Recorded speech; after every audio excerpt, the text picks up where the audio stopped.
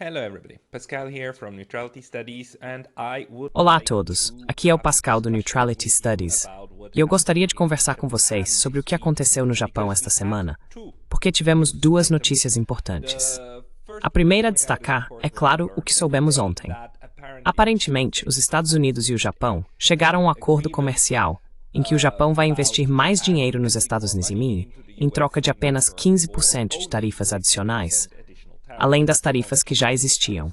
Vou falar sobre isso mais tarde. Porque acho que primeiro devemos focar também na eleição recente que aconteceu, pois há muita discussão sobre isso e não tenho certeza se as pessoas realmente entendem o que aconteceu exatamente. Quero dizer, se você acompanha a mídia ocidental, uma das principais manchetes ou eventos que ganharam destaque foi que um dos partidos de direita, ou o partido de extrema-direita, na verdade ganhou muitos assentos, certo? A Reuters, por exemplo, noticiou sobre isso. Reuters reports about this here. Japanese First Party emerges as an election O Partido Japonês Primeiro surge como uma força eleitoral, com um discurso duro sobre imigração. E aqui está um pequeno vídeo. Centenas de pessoas comemorando grandes vitórias do partido de extrema-direita Sanseito do Japão. Ao fundo, provavelmente você vê o Sr. Kamiya, o líder desse partido. Agora, isso pode dar a impressão, como este artigo também sugere, de que o Japão está em uma trajetória muito semelhante à da Alemanha, com Alternative für Deutschland, o partido de direita AfD, ou ao Reino Unido com Nigel Farage, e os desenvolvimentos que estão acontecendo na Europa, certo? Todo mundo está indo para a direita, então o Japão seria apenas o exemplo mais recente disso, de eleger um partido de extrema-direita. Mas não foi exatamente isso que aconteceu. Como acontece frequentemente, o Japão, para quem vê de fora, parece muito semelhante à Europa, mas por baixo da superfície, na verdade, dinâmicas diferentes estão se formando.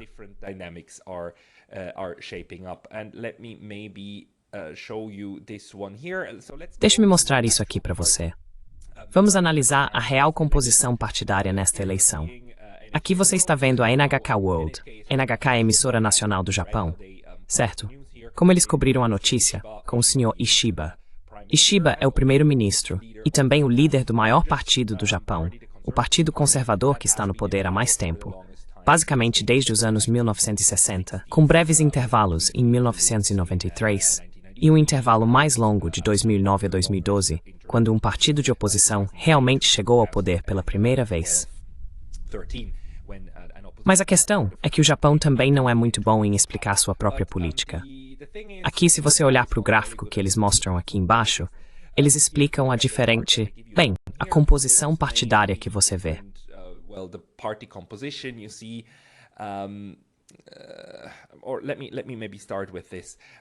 Deixe-me começar por aqui. O que vimos no último domingo, durante o fim de semana, não foi uma eleição geral. Não foi uma eleição para a Câmara Baixa do Parlamento japonês, que é maior e mais poderosa. Foi uma eleição para metade da Câmara Alta. O Japão tem esse sistema interessante, em que a Câmara Alta é eleita em 2 ciclos diferentes, 50% a cada 3 anos. A ideia, claro, é criar um sistema em que haja mais ou menos estabilidade na Câmara Alta, com apenas pequenas mudanças ao longo do tempo.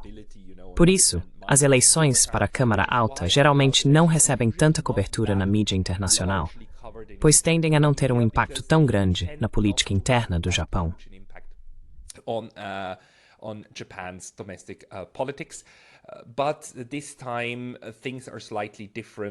Mas desta vez, as coisas estão um pouco diferentes por causa de uma mudança geral na composição de como os partidos trabalham juntos. Então, só para sua informação, aliás, vou usar a Wikipédia como fonte de dados aqui. E isso é claro, algo que qualquer bom acadêmico vai te dizer. Você não deve usar a Wikipédia. E isso é absolutamente verdade. A Wikipédia tem muitos problemas. Mas uma coisa em que, na minha experiência, a Wikipédia é realmente muito boa é na agregação de dados para eleições e também de dados econômicos. Eu simplesmente não vi um momento, quando tivemos eleições devidamente conduzidas, sob uma autoridade eleitoral devidamente funcional, em que na Wikipédia houvesse uma distorção muito grande ou má representação. very massive spin or misrepresentation. So usually Wikipedia, when it comes, to this kind of Então, tables and stuff, geralmente, there a are Wikipédia, issues, quando but, se trata desse tipo de tabela e dados emitidos por, digamos, autoridades confiáveis, onde não precisamos duvidar da legitimidade da eleição em si ou do processo, em geral, eu nunca vi um momento em que os dados da Wikipédia estavam completamente errados. Você não pode confiar na Wikipédia quando se trata de questões como Síria, Irã ou o que está acontecendo em Gaza, e assim por diante, porque ali as pessoas colocam muita distorção. Mas quando temos esse tipo de dado altamente factual como fonte, a Wikipédia é muito rápida em agregar as informações e é bastante útil para obter uma visão geral do que está acontecendo. It's quite useful in order to get an overview of what is happening. So for that reason, I will show you the Por esse motivo, vou mostrar aqui a Câmara Alta e a Câmara Baixa, ambas como estão em gráficos na Wikipédia, porque essa é outra coisa que o site faz, ele nos mostra essas representações que são bastante úteis. Então, a Câmara Alta tem um total de 248 assentos, e novamente, apenas metade desses assentos foi disputada desta vez. A Câmara Baixa, que tem mais poder, é maior, 465 assentos. E em ambos os casos, o Japão usa um sistema proporcional para votar. Desculpe, um sistema misto para votar. O que isso significa? It uses a mixed system to vote. What does that mean? It means that parts of the seats are Isso significa que parte das cadeiras é distribuída por meio do chamado sistema majoritário, em que você tem um distrito eleitoral, um pequeno círculo, certo? E quem recebe mais votos nesse distrito fica com a cadeira. Então, há pessoas concorrendo a essas cadeiras, e quem obtiver mais votos entra. Esse é o sistema majoritário. Agora, tanto na Câmara Alta quanto na Câmara Baixa, cerca de 2/3 das cadeiras. É um sistema um pouco complicado, mas cerca de 2/3 são distribuídas por esse sistema majoritário, em que apenas uma pessoa pode vencer por distrito.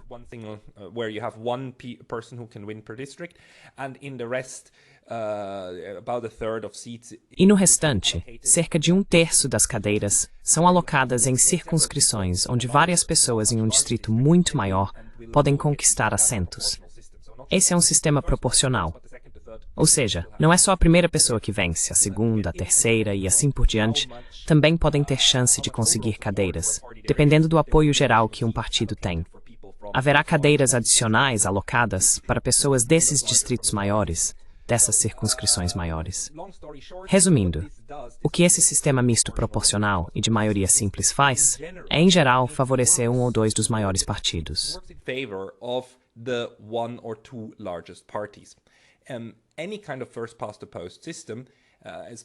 Qualquer tipo de sistema de maioria simples, especialmente se você observar como funciona no Reino Unido para as eleições parlamentares, tende a beneficiar mais o maior partido, porque é bastante simples. O partido mais popular tende a ser o mais popular em todo o país. E se em todo o país, digamos que você seja o partido mais popular com 30-35% dos votos, e todos os outros, geralmente em todos os distritos, recebem um pouco menos, apenas 28% ou 29%. Ainda assim, quem tem 30% ou 35% fica com a vaga e vence. Isso significa que você pode ganhar muitos assentos, 2/3 ou até mais no parlamento, ainda que apenas cerca de 1/3 da população te apoie. Despite the fact that you only have about 1/3 of people who support you, but because across the board, your people tend. Mas porque, de modo geral, o seu grupo tende a ganhar um pouco mais do que todos os outros acabam ficando sem nada e você fica com tudo. Então, um sistema de maioria simples beneficia o partido mais popular. Mesmo que esse partido mais popular tenha apenas 30-35% ou algo assim, ainda pode se traduzir em ganhos massivos. E embora o Japão tenha um sistema misto, o sistema eleitoral como um todo ainda funciona de forma distorcida desse jeito. Por isso, durante muito tempo, o Partido Liberal Democrata, o PLD, teve um controle massivo sobre as duas casas do parlamento, porque era simplesmente o partido mais popular, com 30-35%, às vezes 40% dos votos. E isso se traduzia às vezes em mais de 60%, mais de 66% de maioria em uma ou ambas as câmaras. Agora, isso está mudando. That is changing right now. And if we look at the distribution, so again, this is the lower house. E se olharmos para a distribuição, Então, novamente, esta é a Câmara Baixa e a Câmara Alta, aquela qual acabamos de ter eleições. Aqui temos a eleição geral do ano passado, 2024, para a Câmara Baixa. Você vê que no momento existem esses dois sistemas de votação, proporcional e por distrito. No geral, na última vez em 2024, o PLD, o Partido Liberal Democrata, que é o verde aqui, perdeu muitos assentos, menos 68. Enquanto isso, o Partido Democrático Constitucional ganhou 52 assentos. Eles são os azuis aqui. Em geral, você pode pensar no PDC como a versão japonesa de um grande partido social-democrata. Eles costumavam ser o Partido Democrático do Japão, o PDJ. Eles foram o partido que esteve no poder de 2009 a 2012-13, quando pela primeira vez o PLD foi meio que tirado do poder. When for the first time the LDP was kind of kicked out of power, then they struggled a lot. Among other things, they had to manage. Então eles enfrentaram muitas dificuldades. Entre outras coisas, tiveram que lidar com o grande terremoto de 2011 e o desastre de Fukushima, e esses tipos de eventos os destruíram completamente. E eles foram rapidamente tirados do poder novamente. Mas ainda são o segundo maior partido, especialmente na Câmara Baixa. Depois temos outros partidos abaixo disso. Deixe-me voltar novamente para este gráfico, aqui da NHK. O motivo pelo qual esse gráfico é um pouco infeliz ou mal feito é porque coloca o PLD aqui no lado esquerdo e ainda o colore de vermelho. O que faria você pensar que o Partido Liberal Democrata é o partido de esquerda, mas não é. O PLD é firmemente um partido de centro-direita.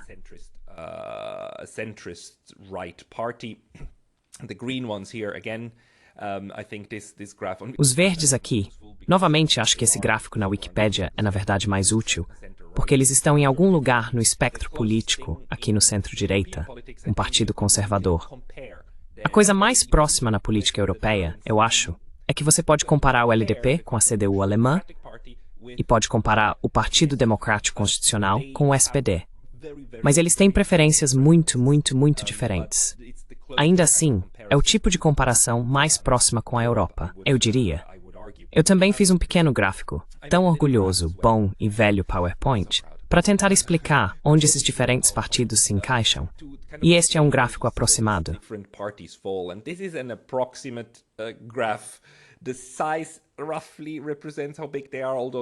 O tamanho representa aproximadamente o quão grandes eles são, embora não completamente.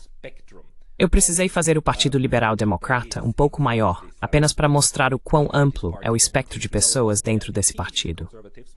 Uma coisa a saber sobre o PLD, os conservadores, o partido do Sr. Ishiba, é que eles incluem muitas pessoas com diferentes preferências políticas.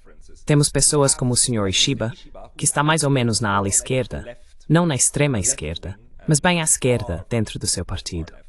E temos outras pessoas que, por exemplo, disputaram a liderança com o Sr. Ishiba há um ano.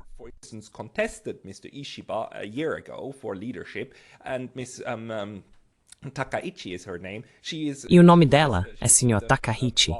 Ela estaria na ala mais à direita do próprio partido. E todas essas pessoas, essas diferentes facções, e o Japão, embora tenha abolido as facções, o LDP aboliu oficialmente suas facções no ano passado. Obviamente, um partido tão grande ainda está dividido em diferentes grupos, certo? Só para dizer, o LDP, embora pareça um monólito, é composto por diferentes preferências políticas.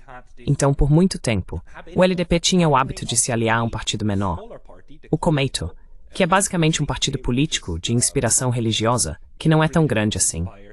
Sabe? O Komeito nunca foi um partido grande.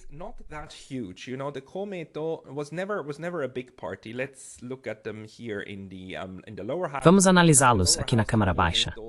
Na Câmara Baixa, o Komeito sempre recebe apoio de cerca de 5 a 6 milhões de japoneses, certo? De um total de 120 milhões no país. E de uma população votante, de algo em torno de 70, eu esqueci.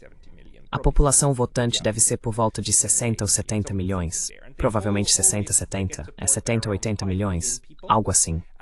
E eles sempre recebem apoio de cerca de 5 milhões de pessoas. E isso normalmente se traduz, no geral, em algumas nem tantas cadeiras assim. Tipo 20, 30, às vezes 40 cadeiras. Menos de 10% normalmente de todo o parlamento é ocupado pelo Komeito.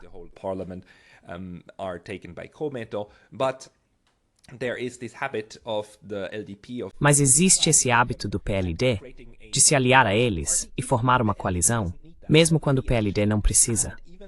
O PLD, na verdade, tinha uma maioria absoluta, uma maioria de 66% na época do Sr. Abe, mas ainda assim decidiram manter essa coalizão com o Komeito e nomear 1 ou 2 ministros do Komeito para o gabinete, porque eles se alinham ideologicamente muito bem. E então temos os partidos de oposição, e eu não listei todos aqui. Estes são os principais que acho que precisamos ter em mente daqui para frente. O menor que incluí é o Partido Comunista Japonês, e coloquei eles aqui porque existem outros partidos que são até um pouco maiores, alguns dos pequenos. Mas os comunistas são uma presença tão duradoura no espectro partidário do Japão.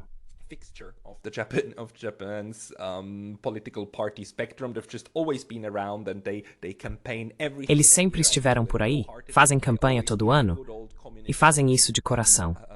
Eles sempre trazem aqueles velhos slogans comunistas. Redistribuição, não nos importamos, precisamos de uma revolução proletária, e por aí vai.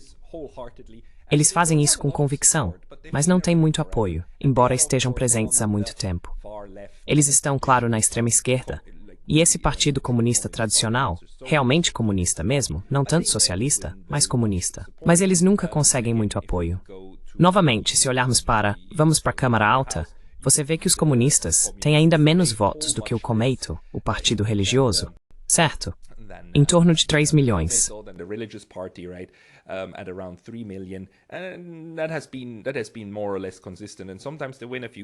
E isso tem sido mais ou menos consistente. Às vezes eles ganham algumas cadeiras, e desta vez, assim como nos últimos períodos, perderam cadeiras. Mas no geral, ainda estão por aí.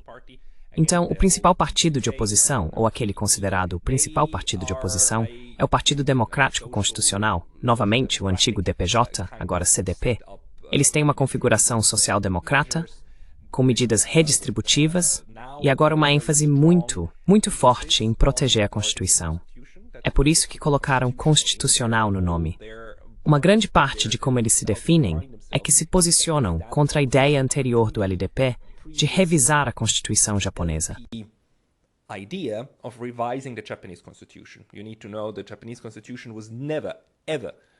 Você precisa saber que a Constituição japonesa nunca, jamais foi revisada em mais de 70 anos de história. E essa foi, claro, a Constituição que foi em grande parte escrita pelos americanos. A Constituição, no artigo 9, inclui o famoso artigo de renúncia à guerra, dizendo que o Japão renuncia à guerra como prática de um Estado soberano, e, portanto, não manterá um exército. Não manterá forças militares. Agora, o PLD sob o comando do Sr. Abe, o antepenúltimo primeiro-ministro, que foi assassinado depois de deixar o cargo, absolutamente, completamente, totalmente inútil forma de violência política. Mas, de qualquer forma, o Sr. Abe tinha um plano, enquanto controlava 66% do parlamento, de mudar a Constituição japonesa e eliminar o parágrafo 2 do artigo 9. Ele nunca quis realmente eliminar a parte do artigo que renuncia à guerra.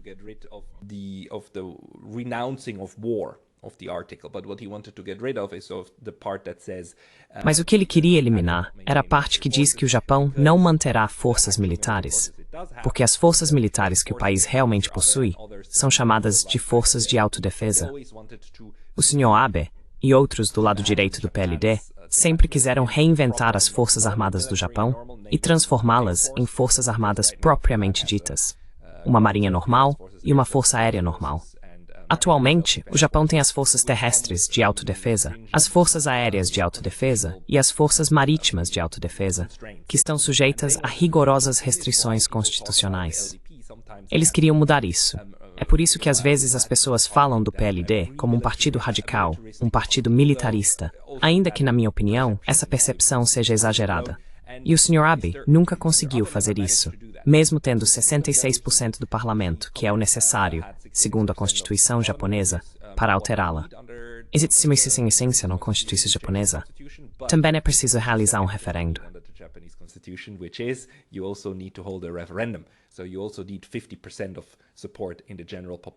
Então, você também precisa de 50% de apoio da população em geral, se realmente quiser mudar a Constituição.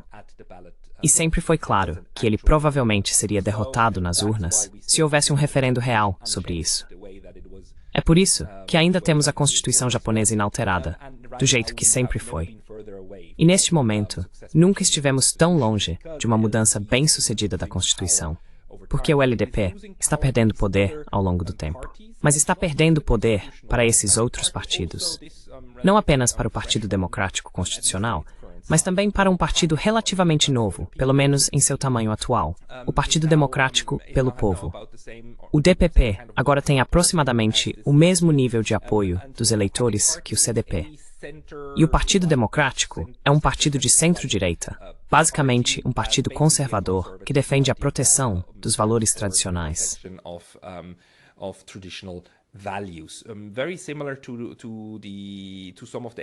Muito parecido com alguns dos objetivos do LDP, na verdade, mas eles tentam se diferenciar por não serem o LDP, especialmente porque o LDP também tem sido envolvido em escândalos recentemente. Então, ainda entre os partidos de oposição, temos o Isshin no Kai, o Partido da Inovação do Japão, que foi um partido novo há cerca de 10 anos, originado em Osaka e muito construído em torno do prestígio pessoal de seu fundador, o Sr. Hashimoto. Eles são um partido bastante de direita. Ganharam apoio, inclusive nacional, há cerca de 7 ou 8 anos e conquistaram algumas cadeiras. Engraçado que mesmo naquela época, quando o Isshin venceu no cenário nacional, foi noticiado exatamente da mesma forma que está sendo noticiado hoje sobre o novo partido de direita, o Sanseito.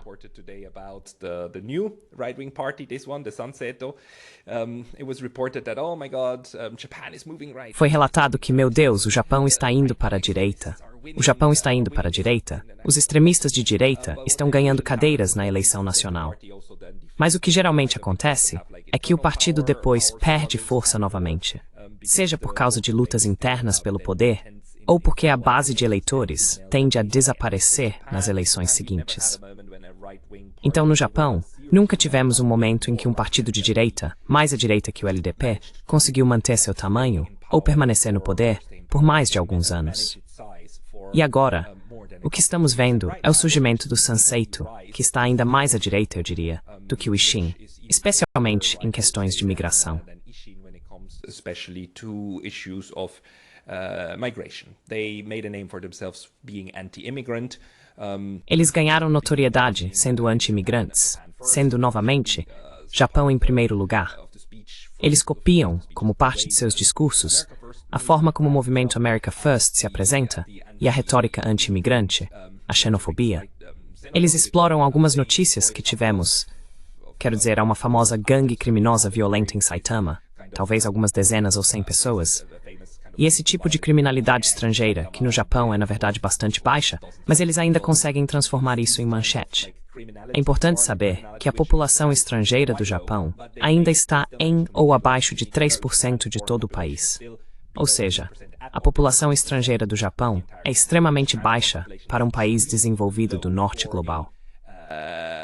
Developed global north country, but still there is criminality and there are a couple of problems and some. Mas ainda assim, há criminalidade e alguns problemas, e o Sanseito estava se aproveitando disso. Então, acho que esses são os principais tipos de partidos para se ter em mente.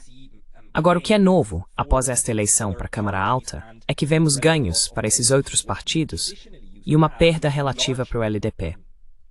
Tradicionalmente, o que costumávamos ter era um grande partido governista em uma pequena coalizão e então um partido de oposição relativamente grande, mas fora do poder. E agora, isso é o que parece estar mudando dentro do Japão.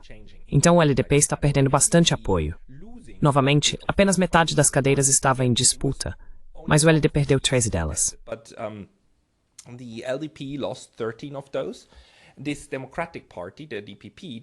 Este Partido Democrata, o DPP, ganhou 13. O Sanseito conquistou 14, tendo originalmente apenas 1. É por isso que a mídia relata isso como um grande avanço, porque proporcionalmente o Sanseito teve o maior aumento de cadeiras nas eleições para a Câmara Alta. Quero dizer, passar de 1 para 14 é enorme, certo? Para um partido novo. Mas novamente, esse é um daqueles padrões que já vimos antes com o Isshin. Sim, você pode ter uma grande vitória uma vez, mas depois estagna nesse nível, ou até mesmo encolhe novamente e desaparece. Então, se esse partido veio para ficar, é impossível saber.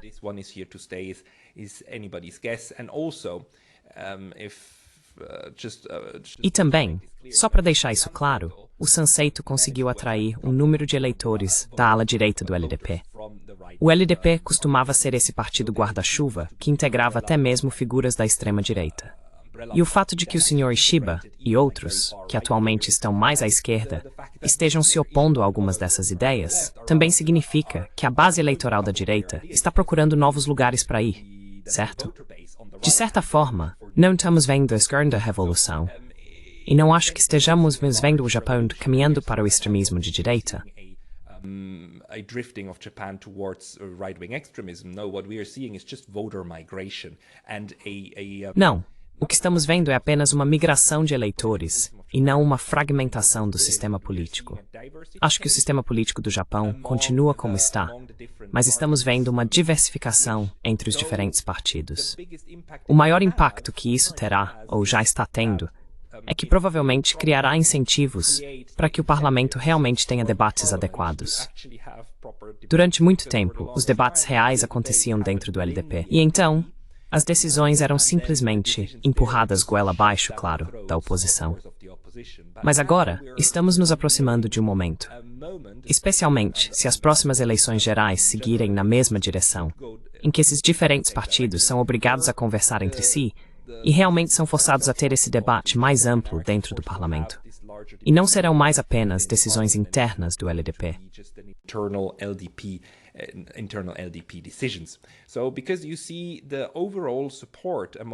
Então, porque você vê o apoio geral entre a população, vamos pegar este aqui em nível nacional, o LDP conquistou o apoio de 12,8 milhões de pessoas, depois o DPP com 7,6 milhões, o Sanseito com 7,4, o Partido Democrático Constitucional com 7,3 e o Komeito com 5,2. Então você percebe que estamos caminhando para um cenário em que diferentes partidos japoneses têm mais ou menos um apoio eleitoral comparável. E isso para o LDP não era um grande problema, enquanto eles eram significativamente o maior entre alguns partidos menores.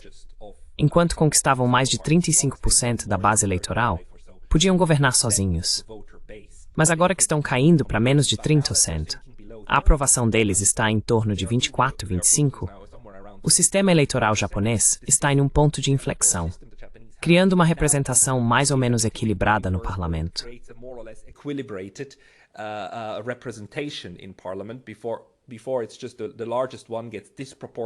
Antes, o maior partido tinha uma influência desproporcionalmente grande, e agora chegamos ao ponto em que o maior perdeu tanto apoio que isso cria mais ou menos um parlamento proporcional. Como você pode ver aqui na Câmara Alta, ainda temos uma situação em que o PLD não tem maioria absoluta, mas ainda é o maior. O Partido Democrático Constitucional à esquerda é o segundo maior.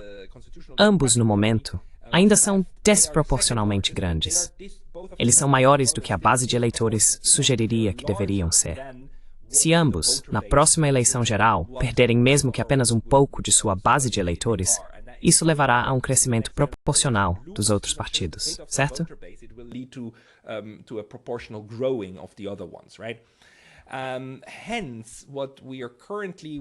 Portanto, o que estamos testemunhando atualmente é esse tipo de mudança na forma como a estrutura do partido se apresenta. E sim, para o Sr. Ishiba, isso é claro um problema. Ele agora não comanda mais a maioria, nem na Câmara Baixa, nem na Câmara Alta. Em outros sistemas políticos, o que isso normalmente levaria, a Europa, por exemplo, é que forçaria o maior partido a criar uma coalizão mais ampla, certo? Então, uma coisa que foi considerada ou de que se falou foi que, em vez de criar apenas uma coalizão com o Komeito, porque mesmo junto com eles não têm mais maioria na Câmara Alta, você poderia simplesmente convidar, por exemplo, o Ishin ou o Sanseito e trabalhar com eles. Mas o LDP descartou essa possibilidade desde o início, especialmente porque o Sanseito é tratado no Japão de forma semelhante ao que acontece com o AfD na Alemanha. Ou seja, ninguém pode trabalhar com eles, e na verdade, ninguém quer.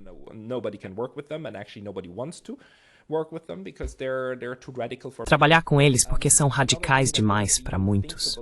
Outra coisa que teria sido pensável é, claro, uma grande coalizão, embora eu acho que nunca vimos isso antes, na minha opinião, entre o LDP e o CDP. Já nem tenho certeza se isso já aconteceu, mas esse também é um cenário possível, certo?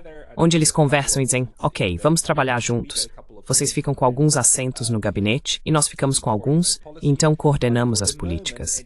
Mas, por enquanto, parece que esses partidos também estão relutantes em entrar em qualquer tipo de coalizão com o partido governista que está atualmente em declínio, porque você não gostaria de interromper esse processo de enfraquecimento. Provavelmente você seria o beneficiário direto de um LDP enfraquecido. Então, parece que, no momento, temos uma espécie de consenso, pelo menos entre os maiores partidos, de que o LDP e o Komeito juntos formariam um governo de coalizão minoritária.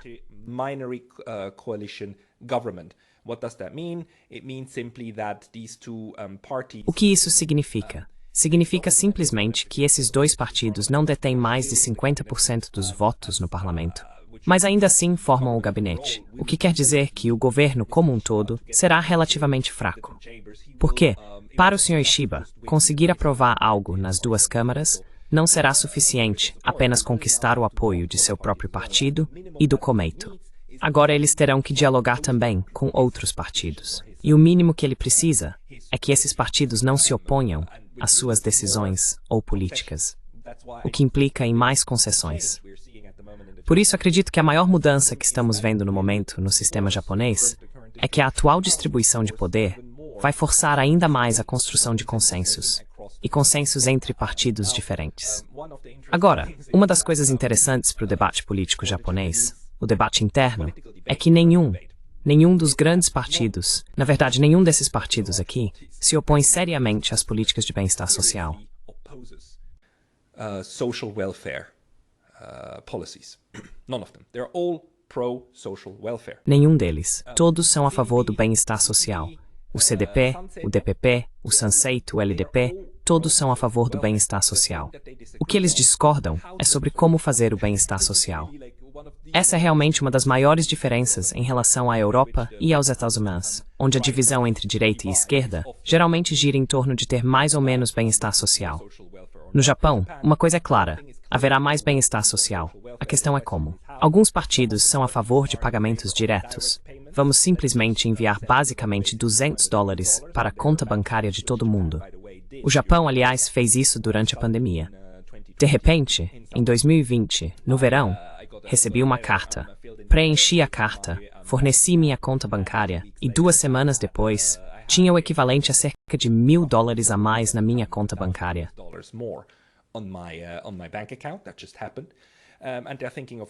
Isso acabou de acontecer, e eles estão pensando em fazer isso de novo, simplesmente distribuir dinheiro diretamente. Também há alguns partidos, acho que é o CDP, que gostariam de fazer dessa forma. O LDP e o DPP estão discutindo se não seria melhor reduzir o imposto sobre vendas. Então o VAT, o Imposto sobre Valor Agregado, no Japão é chamado de Imposto sobre Vendas. Cerca de 8 anos atrás, ele foi aumentado de 8% para 10%. E agora a discussão é sobre como reduzi-lo novamente para 8%. Alguns outros partidos dizem que agora deveríamos, na verdade, reduzir o imposto sobre a gasolina. Então a discussão é sobre como distribuir dinheiro ou como garantir que o público em geral no Japão tenha mais dinheiro em mãos. Não se discute se isso deve acontecer ou não. E isso é o mais surpreendente, claro, porque o Vietnã é o país com a maior dívida internacional em termos de todos kind. Debt in debt to GDP terms. Let me show you this here, a little graph from the international. Deixe-me mostrar isso aqui, um pequeno gráfico do Fundo Monetário Internacional, que também é muito bom com integração de dados. Dívida em relação ao PIB é a ideia de tentar medir a dívida soberana em termos de quanto seu país ganha por ano. Temos países como a Alemanha, que certamente estão endividados, 64,7%. Então é preciso trabalhar, quero dizer, esses são dados de 2023, aliás. Não são os mais recentes, mas você sabe, a tendência é que estamos mais ou menos nesses patamares. Os Estados Unidos estão com 120% de dívida em relação ao PIB. Todos os Estados Unidos precisariam trabalhar por mais de 1 ano de graça para pagar toda essa dívida. E deixe-me enfatizar aqui, eu acho que essa é uma métrica estúpida. Eu não gosto dessa métrica. Mas estou mostrando porque esse é o discurso dominante, certo? But I give it to you because this is the mainstream narrative, right? A mainstream in the West, in Europe and in the United States. Uma visão predominante no Ocidente, na Europa e nos Estados Unidos, conceitua a dívida em termos da relação com o PIB, e o Japão está agora em 250%. É mais de 250% de dívida em relação ao PIB. É o número 1 do mundo em termos de dívida em relação ao PIB para sua dívida nacional. E, novamente, eu acho que o Japão está fazendo isso certo, porque não importa. O quanto de dívida em relação ao PIB você tem, não importa. Desde que você tenha uma moeda soberana, desde que essa dívida seja denominada em ienes japoneses, o que no caso do Japão é.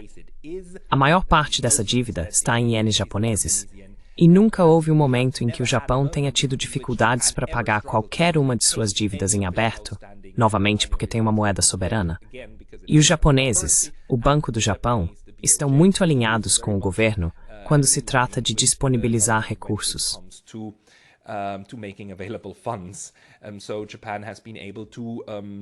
E assim, o Japão conseguiu monetizar sua dívida ou fazer afrouxamento quantitativo. E sim, isso levou a um grande aumento em sua dívida. Mas, por outro lado, também garantiu que o Japão tivesse uma economia funcionando.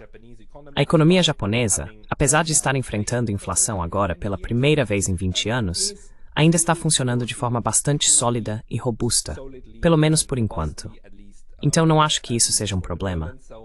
E, curiosamente, nenhum dos partidos realmente se importa com isso.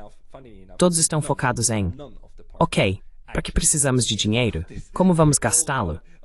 Eles têm um debate interno sobre de onde tirar o dinheiro.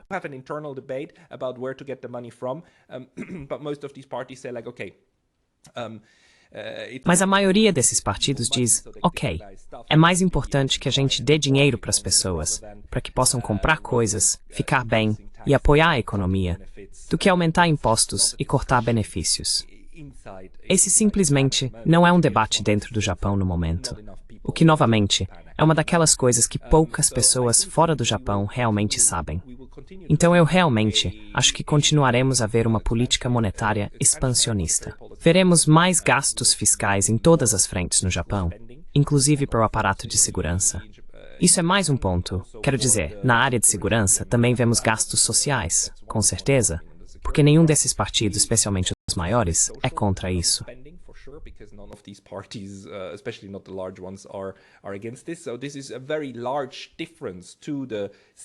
Então, isso é uma diferença muito grande em relação à CDU na Alemanha e aos partidos conservadores na Europa, que todos gostariam de reduzir o sistema de bem-estar social a quase nada, muitas vezes sob o pretexto de, você sabe, não temos dinheiro e precisamos redirecionar recursos para o setor militar. Os japoneses meio que fazem as duas coisas. Embora eles não estejam buscando uma meta de gastos de 5%, nem de longe. Eles mantêm a meta de gastos de 2%, que também não é uma métrica inteligente. Mas pelo menos, os japoneses não estão tentando militarizar completamente de forma exagerada, como os europeus estão fazendo. E, nesse sentido e nesse contexto, acredito que precisamos enxergar esse recente anúncio de que agora Trump e o Japão chegaram a um acordo comercial.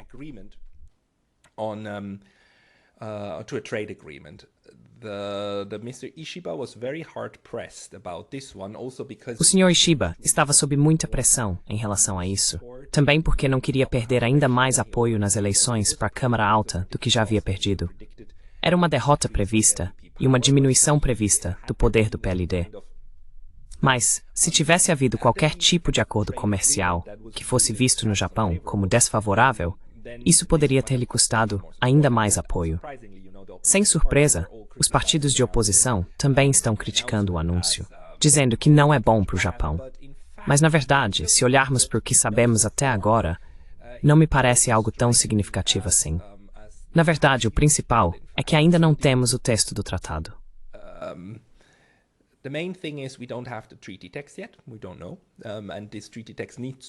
Nós não sabemos. E esse texto do tratado precisa ser divulgado mais cedo ou mais tarde. Quero dizer, em algum momento, acordos comerciais e acordos tarifários no Japão também precisam passar pelas duas câmaras da dieta. Na minha opinião, é isso que também deveria acontecer nos Estados Unidos, embora os Estados Unidos tenham rompido com grande parte de sua estrutura legal e constitucional recentemente. Mas o que a Casa Branca está nos dando é um documento oficial de informações, um fact sheet da Casa Branca na página oficial da Casa Branca, que, na minha visão, foi claramente escrito pelo ChatGPT. Dá para perceber isso muito claramente ao rolar a página. Você recebe todas as informações e, no final, as mesmas informações são repetidas novamente, no típico estilo do ChatGPT, resumindo o que já foi dito.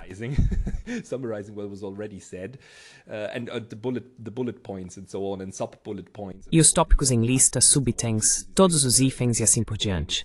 Esse é o jeito típico como o ChatGPT se expressa. Então, antes de tudo, quem preparou isso, aparentemente, também usou EA. Isso é só uma suspeita, não tenho certeza. É apenas minha interpretação pessoal ao ler o texto.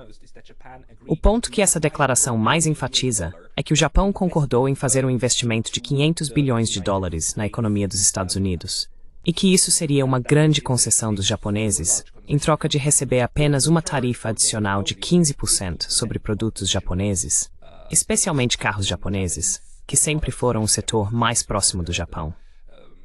The sector that always has been dearest to Japan. You must understand around 10% of the Japanese. Você precisa entender que cerca de 10% da economia japonesa, 10% da produção deste país, está ligada de alguma forma à indústria automobilística.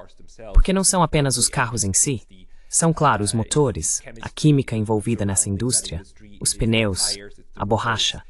Um carro é feito de muitos componentes, e todos esses componentes têm seus próprios mercados, certo?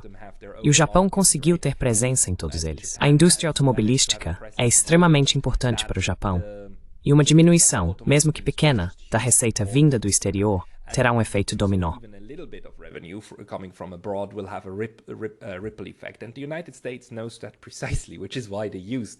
E os Estados Unidos sabem disso exatamente. Por isso usaram essas táticas. E não é a primeira vez, sabe? Já nos anos 1980, os fabricantes japoneses de automóveis e eletrônicos estavam sob ataque direto dos Estados Unidos. E geralmente, o que o Japão faz é tentar garantir que suas exportações de maior margem permaneçam protegidas, fazendo concessões nas exportações de menor margem. Nos anos 1980, eles restringiram voluntariamente o número de carros que exportariam. E o que fizeram foi exportar mais carros de luxo e de alto padrão, nos quais têm margens de lucro maiores, e deixaram de exportar os carros mais baratos, que beneficiam principalmente as famílias de baixa renda nos Estados Unidos.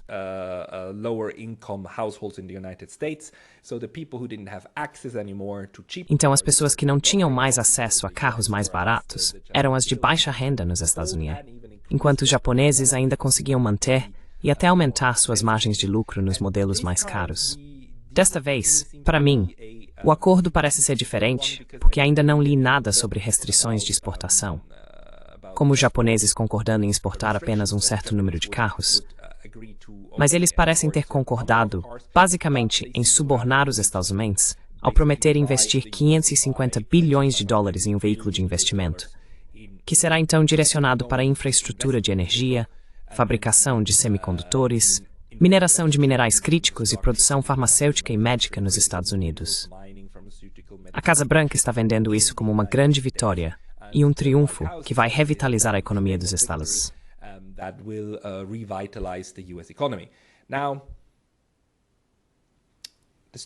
Agora, o estranho, é claro, é que se os Estados Unidos concordam que o Japão continue vendendo carros para os Estados Unidos, esses carros serão vendidos, obviamente, em dólares americanos.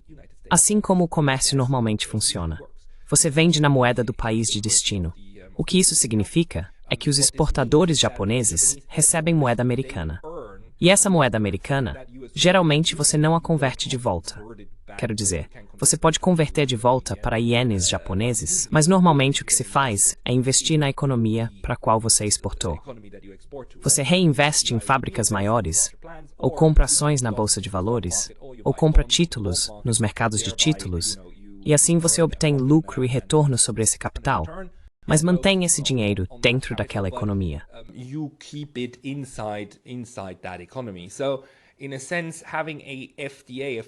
De certa forma, ter um acordo de investimento estrangeiro direto entre o Japão e os Estados Unidos me parece algo que os japoneses provavelmente não ficaram descontentes em fazer. Deixe-me dizer, na última reunião do G7, o Sr. Ishiba já anunciou que haveria ou foi na anterior? Não me lembro, mas haveria um investimento de $1 trilhão nos Estados Unidos.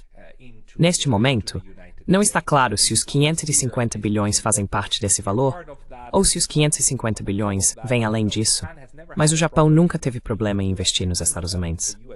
Acho que os Estados Unidos são, na verdade, o maior mercado em que o Japão investe, além de investir em títulos e ações americanas. Historicamente, o Japão tem ficado muito satisfeito em investir nos Estados Unidos, porque os retornos também vêm para eles.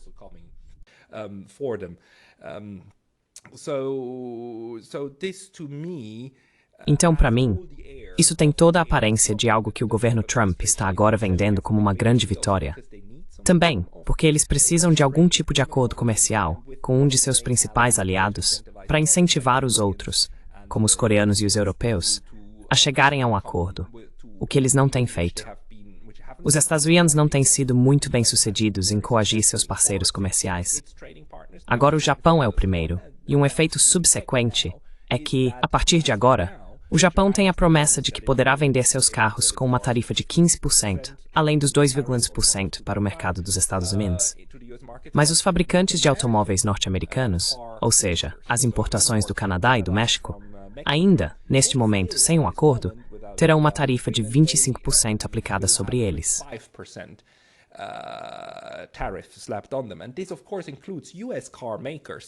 E isso, é claro, inclui as montadoras americanas, porque se elas produzem, digamos, no México, em fábricas mexicanas para reduzir custos, então esse tipo de tarifa também é, em grande parte, aplicado a elas. Então, de certa forma, eu realmente acho que os Estados Unidos, claro, o governo e Trump, vão tentar usar isso como uma forma de pressão sobre os outros e depois reduzir essas taxas também. Mas no momento, os Estados Unidos estão realmente criando bastante caos em seu próprio mercado de importação, com diferentes tarifas e diferentes tratamentos para esses países. Isso também é grande dor de cabeça para o Estados Unidos.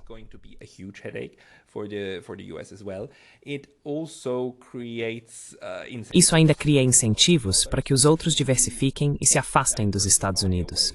Esse incentivo não vai desaparecer.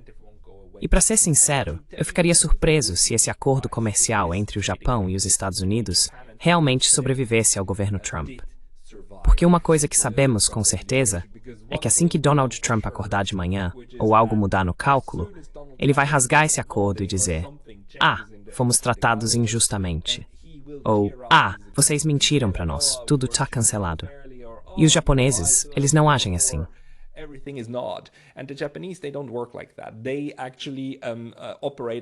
Eles realmente operam sob a premissa de que é preciso negociar, garantir que os detalhes estejam corretos, e então manter o acordo e segui-lo a longo prazo. Eu realmente acho que o Japão vai perceber que esse acordo talvez, não tenho certeza, mas pode ser que nem valha o papel em que está escrito. Porque toda a estratégia pode mudar da noite para o dia, e os Estados Unidos podem apresentar ideias completamente novas. Especialmente, por exemplo, controles diretos de capital. Eu interpreto esse acordo, e conversei recentemente também com Warwick Powell, que também está desse lado, como um precursor de controles diretos de capital, certo? Para garantir que o capital e os ganhos obtidos nos Estados Unidos permaneçam nos Estados Unidos, e que os Estados Unidos tenham voz, o governo dos Estados tenha voz, sobre onde eles serão investidos.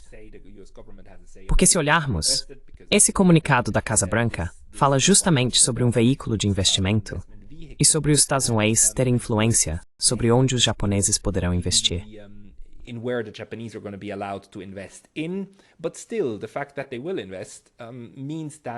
Mas ainda assim, o fato de que eles vão investir significa que mais ações, títulos, terras ou empresas dos Estados Unidos vão ser de uma forma ou de outra de propriedade dos japoneses. Basicamente, isso é os Estados Unidos concordando que o Japão possua mais partes dos Estados Unidos, embora essas posses possam, a critério do governo dos Estados Unidos, é claro, ser alteradas a qualquer momento. Embora isso seja algo que ainda não vimos até agora, ainda seria possível sob a administração atual. Dito isso, ainda resta a questão de saber se o Sr. Ishiba continuará como primeiro-ministro do Japão, mas isso nem é uma grande notícia para mim até agora, porque como vimos, a principal questão de política externa com os Estados Unidos, este acordo comercial, parece agora estar convergindo para uma certa direção. To converge toward a certain direction and, most importantly, E mais importante ainda, o sistema político japonês é um que, na minha opinião, vai se parecer mais com o que vemos atualmente na Câmara Alta. Teremos mais partidos, teremos mais pessoas envolvidas. Assim, naturalmente teremos um centro menos forte, um governo japonês menos poderoso. Seja esse governo liderado pelo Sr. Ishiba ou por outra pessoa, a lógica básica permanece. É preciso manter um equilíbrio de alguma forma e talvez também ajustar esse equilíbrio com coalizões e partidos que mudam ao longo do tempo. Isso provavelmente não vai mudar tão rapidamente. That will probably not change that quickly. The next test will be, of course, the next general elections. O próximo teste será, claro, as próximas eleições gerais, que ainda estão um pouco distantes, a menos que o Sr. Ishiba, ou quem quer que seja, dissolva o parlamento. É um poder do primeiro-ministro. O primeiro-ministro pode mandar o parlamento para casa e dizer, vamos ter uma nova eleição geral. No momento, não acho que ele vá fazer isso. No momento, não vejo esse incentivo, especialmente porque o LDP ainda é o maior partido na Câmara Baixa. Então por que mexer nisso agora, sabendo que quase certamente perderia eleitores? Mas quem sabe? Voters, but who knows? Sometimes there are other calculations. Às vezes, há outros cálculos, e isso pode acontecer. Mas minha previsão é que, por enquanto, pelo próximo ano ou algo assim, possamos ver uma mudança de liderança, uma troca de primeiro-ministro, mas nem sempre por causa da aritmética parlamentar. Veremos um Japão mais diversificado em todo o espectro político, entre os partidos, e essa diversificação não está mais dentro de um único partido. Portanto, haverá mais pressão para a construção de consensos. Não vejo isso como um movimento de direita ou de extrema-direita para o Japão. Não interpreto dessa forma. Ainda que a extrema-direita, o Sanseito, definitivamente terá mais voz e impacto na forma como molda a política japonesa. Mas, como costuma acontecer, isso se dará de maneira incremental, não de forma abrupta, mas inserindo sua voz e algumas de suas preferências na discussão geral de políticas. Essa é a minha análise. Espero que tenha sido útil. Até a próxima. That's my analysis. I hope it was helpful. See you next time.